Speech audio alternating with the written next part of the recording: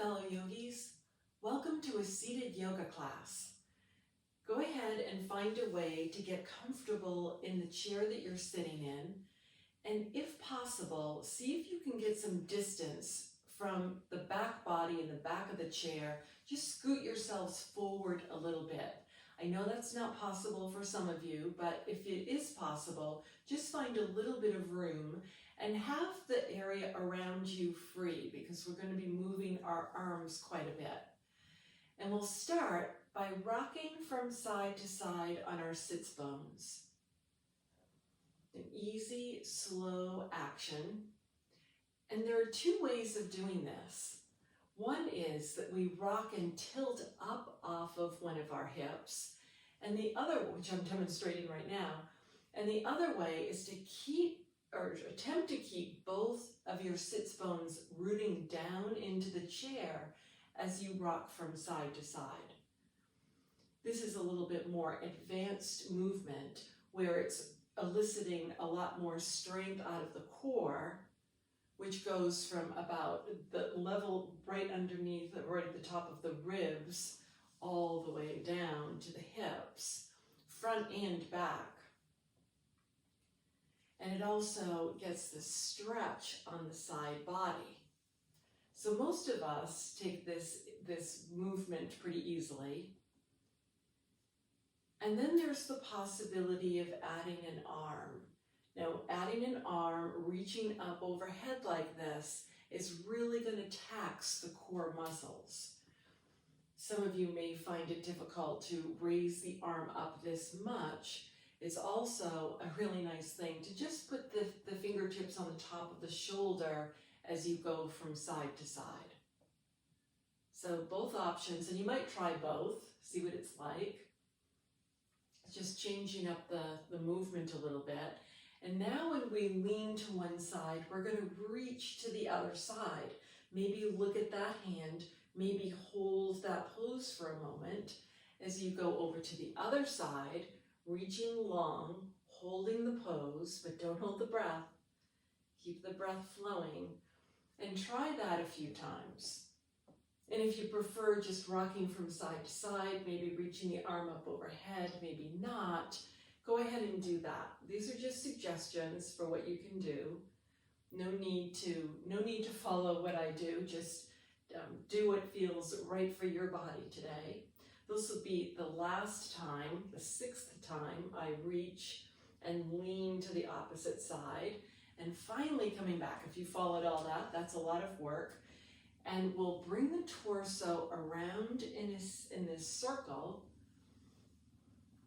Some of us find it much more easy to go forward than back. But see if it's possible to get your shoulders behind your hips as you circle the torso around. The hands are on the legs to try to give a little bit of support to the low back as we come around in the circle. And maybe you'll change the direction of that circle. And if you want to change the direction of the circle more times than I do, that's fine. Sometimes it gets a little boring to go in one direction. And sometimes we get lulled into a bit of a meditative state when we continue to move from side to side. Okay, this will be the last time coming back up to a seated position, and see how tall you can sit up. How far away can you stretch the side body from the hips up to the armpits, but still leave the shoulders down, as if the backs of the elbows are pulling down toward the earth. And we'll look from right to left, this easy, pain-free, strain-free way of turning the neck. You don't have to go too far. As soon as you feel the stretch, let's come back to the opposite direction.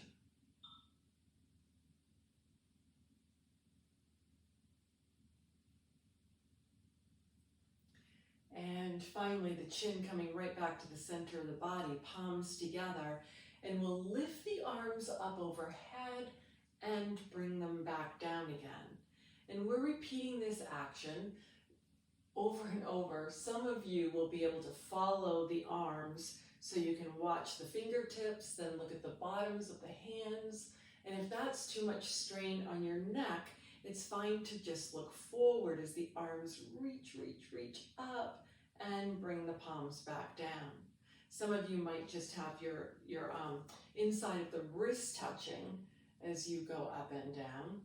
And finally, when the hands are around heart center and you're able to roll the shoulders back, let's push the arms from side to side, keeping the torso facing forward to start, and then start introducing a twist. So the arms are leading the way, the navel continues to face forward as we sway the arms from side to side.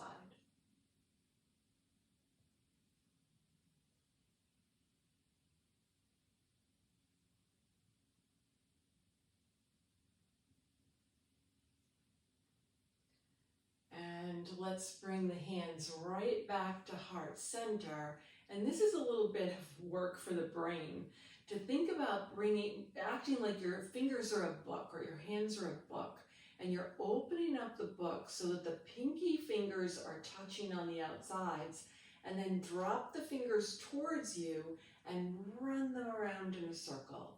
So pinky fingers come like an open book of hands looking at you. Drop the fingers down and stretch the wrists as you bring that all the way around. Those of you who have it figured out can kind of go at your own speed here and then see what happens when you reverse the direction.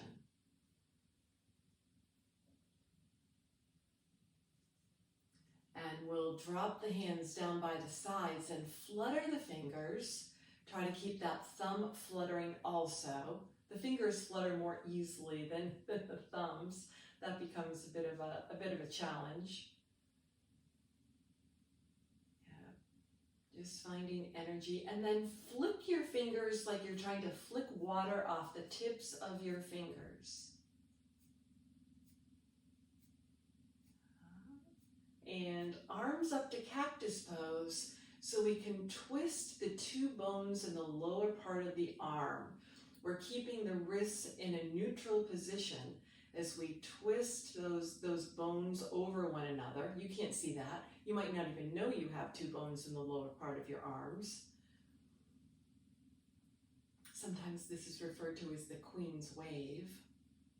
And then go ahead and drop the arms down, and we'll go back to leaning from side to side, but this time have the arms long, as if you're reaching for the floor from side to side and attempting to keep the shoulders and the hips on the same plane. If there's a bit of leaning forward, that's okay. Do what your body can do. And I demonstrate going quite a distance into these poses because I'm afraid if I don't go far enough, you really won't be able to register what I'm doing. So there's no need to go as far as I do for these demonstrative purposes. And finally, coming back to a seated position, hands on your legs. I'm going to turn my body. There's no need for you to turn yours. I'm doing this so you can see my spine.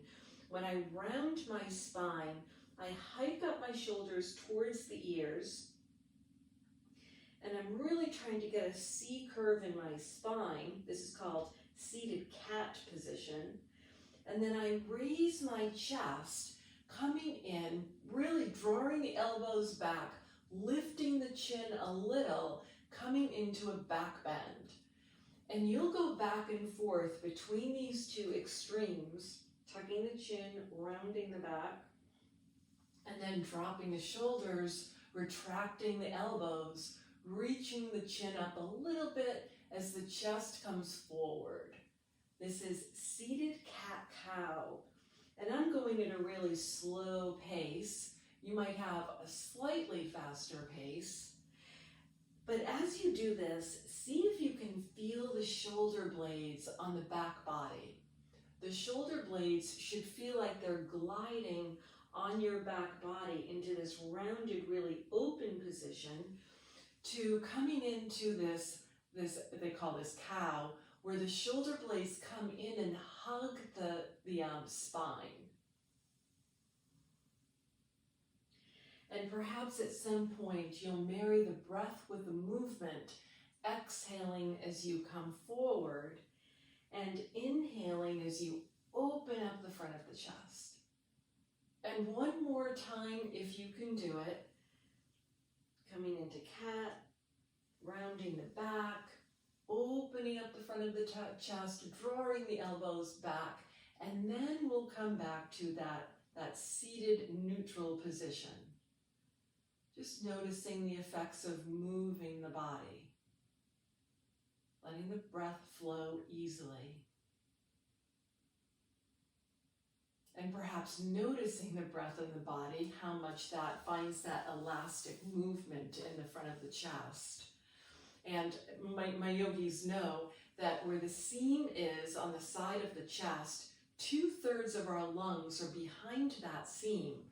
So even though we feel that movement in the front, because of course these ribs move more easily than some of the ribs on the back, you can try taking a few breaths, having a 360-degree opening and closing of the ribs and lungs. Just give that a try. Sometimes we put our hands out here to see if you can open up the lungs out to the sides and back in. And of course, when the lungs get exaggerated in that expansion, the ribs follow. See if that's possible. Go slowly here because you're taking in a lot of oxygen, a lot of air, and have a full and complete exhale so you can notice what that's like.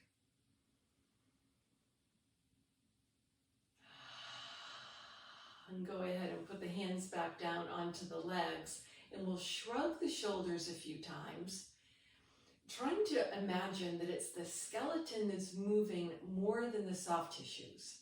And I know it's all connected, but I'm trying for you to do this with fewest fibers fired, without tensing up. And I'm aware that there's a tensile state that the soft tissues need to get into to move the arms like this, but just try not to hold it too much. Try to find a fluid quality of the movement. And then we'll bring that into circling the shoulders around. I'm going front to back first, and then you can change that direction, going back to front, and a couple more times.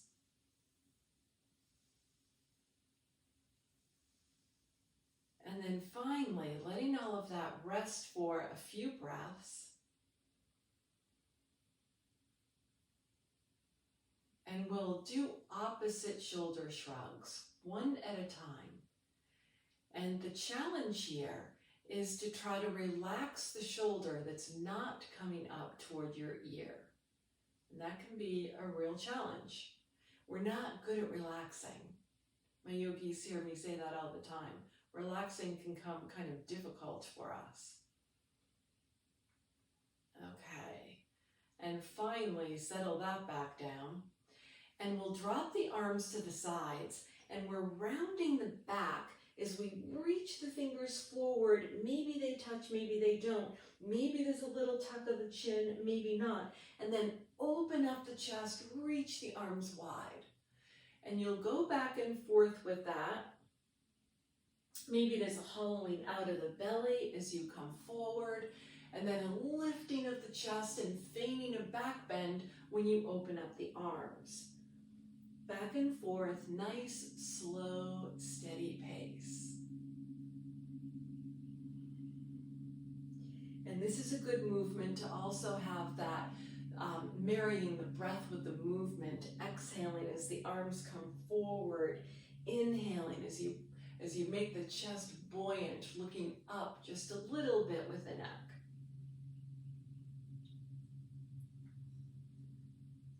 And finally, with the arms come forward, go ahead and retract the arms down, and the hands come back onto the thighs. And we'll go back to the rocking action from side to side. Continuing to get the core to get a little bit of a workout. And remember, you can be lifting a hip or unweighting the trailing hip as you do this, or try to keep that hip down, down, down, down, down as you lean away from side to side. It's a real challenge to do that. It means really developing that core. And sometimes what can help is a slight retraction of the area around the navel. See if that helps fill out the low back a little as you lean from side to side. And coming back to center, arms up to cactus pose, spread the palms, spread the fingers wide, and twist from side to side. And sometimes there can feel like a stickiness or a stiffness when you come into that extreme twist. And don't go too far. Please don't go anywhere where this hurts. As soon as you feel that sensation, you've gone far enough. You might hold it there for a moment or keep the flow of movement. Coming back to center, we'll have a little bow forward and coming back. And a little bow forward and coming back. And hopefully some of you are seated in your chairs far enough forward that you can really lean back and then come forward. And the forward motion isn't nearly as important as the leaning back to try to stretch the front of the belly and really work the abdominal wall.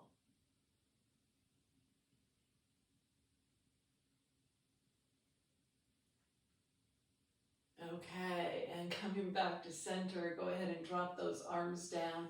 And let's try drumming the fingers on your thighs. And I know for some of you, this is really, really hard to do.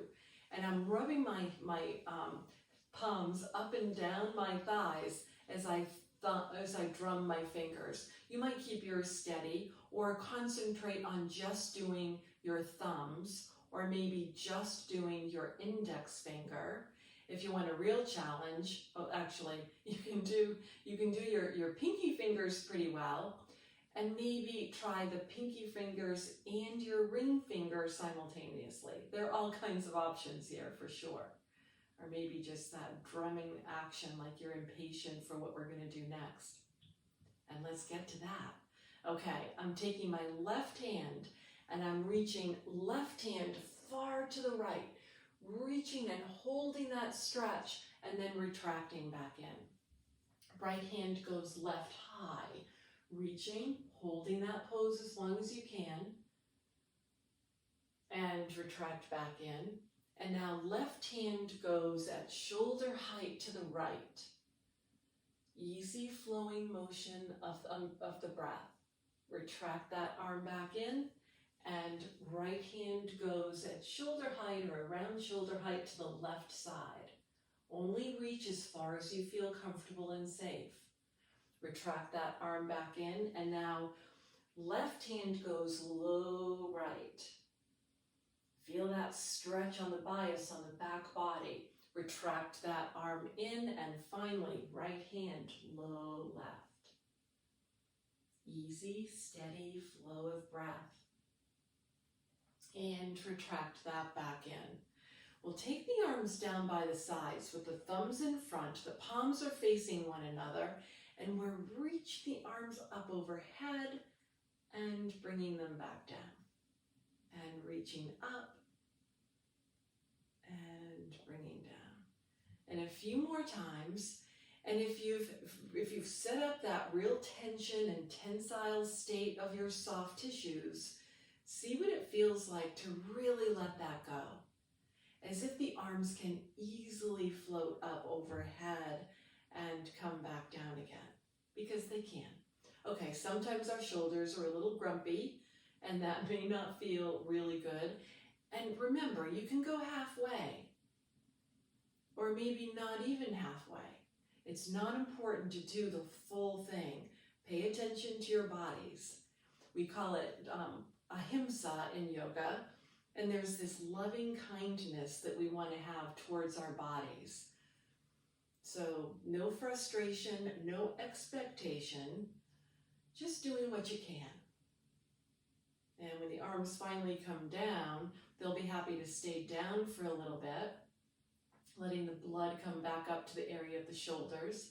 You might feel a bit of a tingling sensation from doing that work, but we're not done. Arms out to the sides, and we're reaching from side to side. Full body reaching from side to side, seeing how far you can safely go. And it may not be the same on both sides. For some of you, it will be markedly different. Reaching action from side to side. And one more time to each side, if you can do it. It's okay to take a break if you need to. Retracting that back in. Finally, the arms come back down again.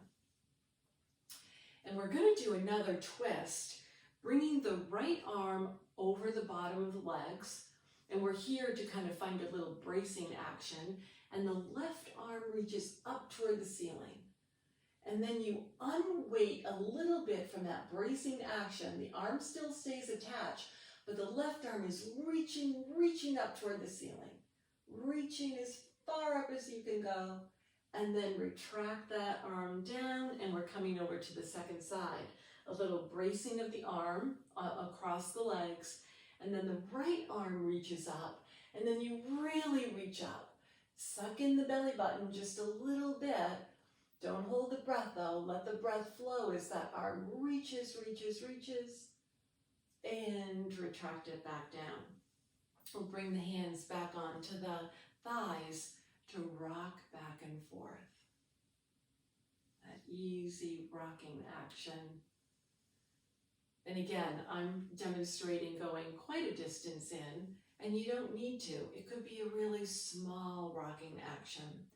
Sometimes when the action is smaller, you'll exhaust the muscles more quickly, and that could be a good thing. When we're exhausting the muscles, we're gaining strength. So it's okay, but I just don't want anybody to take it too seriously and go too far with that. Okay, coming back to center, drop the chin down into the chest, draw the elbows back. Elbows back, chin is down. Elbows are trying to reach down toward the floor so you can feel the stretch in the back of the neck. Go ahead and lift the chin back up again, and we'll bring the arms up to hitchhiker pose. My mother's painting back there is in the way for this hand, my left hand, but I'm in hitchhiker pose, really reaching up with those fingers, and then drop the chin down. Keep the arms reaching as the chin is descending down toward the chest. Even, steady flow of breath.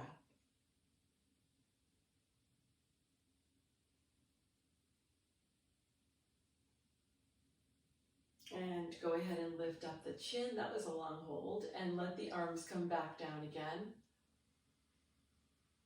And take a few nice long breaths, feeling that action in the front of the chest where we usually find it. Sometimes you can feel it a little bit down here in the diaphragm because the diaphragm moves at the same rate as the lungs expand and contract with every breath. And next, we're going to interlace the fingers behind the back of the head. If that's hard for you, you can cup your hands like this instead, behind the back of the head. The head goes back, the elbows reach up, and be gentle with this. Be gentle. The head is kind of hanging back in the hammock of your hands as there's a big stretch in the triceps muscles. The shoulders are trying to descend down, but the elbows are reaching up. Go ahead and bring your chin up. Bring the arms forward just to give them a little bit of a break. And we're going to do that one more time. If you can remember how you interlaced your fingers or how you cupped your hands, you can try interlacing in the opposite order. That's the really unnatural order. Or just cup the hands. And we're doing that again, but now reaching one elbow and the other elbow as if it's crossing the midline, but it really doesn't get all the way across. But there's still a very big stretch for the back body. Take a break as needed. Really be expressing that loving kindness to yourselves.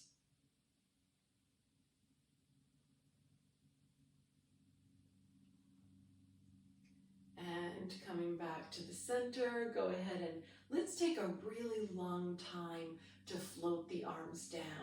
Find great extension in your arms, way out to the sides. Go ahead and really work those upper body muscles as the arms finally come all the way down and hands back to heart center. And we'll go back to the action of twisting, but this time the thumbs are staying right on the sternum. And use that as a cue, that touching of the thumbs to the sternum, as really a lifting of the sternum as we twist from side to side, but keeping the hands really well planted. Before, you can remember, we were reaching from side to side. We're not doing that now. You might even try to keep your navel facing forward as you do this twist. If it doesn't like to do that, that's totally fine. You're just getting into a little bit deeper twist. The idea of keeping navel forward is to get the vertebrae that are above the waist to take on a little of that twisting action instead of everything always happening low down at the waist. Okay, coming back to center, let's drop those arms down.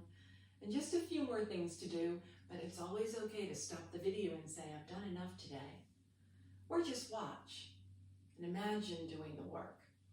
I'm bringing one arm up. I'm having left arm up, right arm below, and I'm reaching over to one side, and we'll practice doing that side a few times.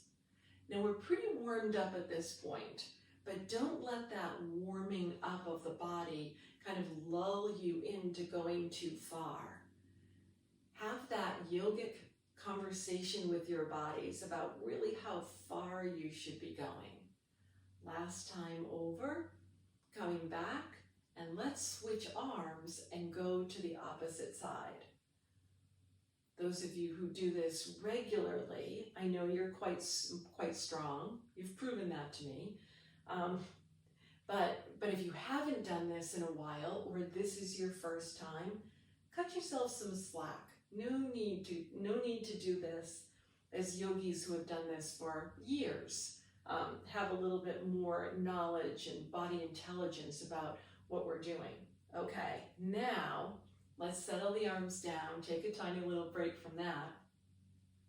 But we're going to go back to it and alternate every time. So now there's a reaching to one side and a reaching to the other side.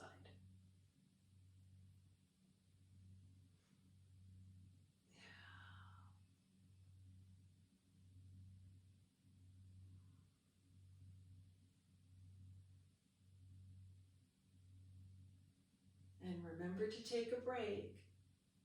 This will be the last time, reaching over, coming back up, hands come down, and I'm going back to that rocking action front and back. If you'd prefer doing cat-cow or you'd prefer doing something else right now, you can do that. But after, what we just did was quite aggressive, quite an advanced move. And now we're calming down the body with this easy rocking action front and back. Try to let the shoulders be relaxed. And we'll come back to your best seated position. Hands relaxed, arms relaxed, feet relaxed. The distance between both of your ears, whatever is in the middle of that, see if that can be relaxed. Finding that easy breath.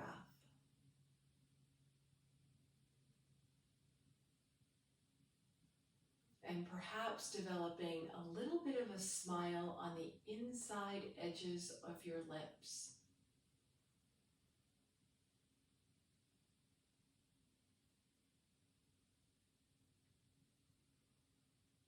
You can keep your eyes closed if they're already closed, because I know you know how to bring your hands together at heart center. Anjali Mudra.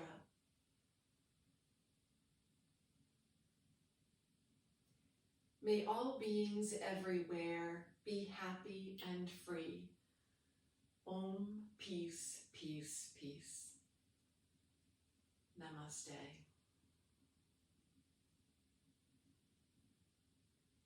Thank you for joining this class. Thank you for giving it a try, getting a little bit of exercise, and I hope it felt great.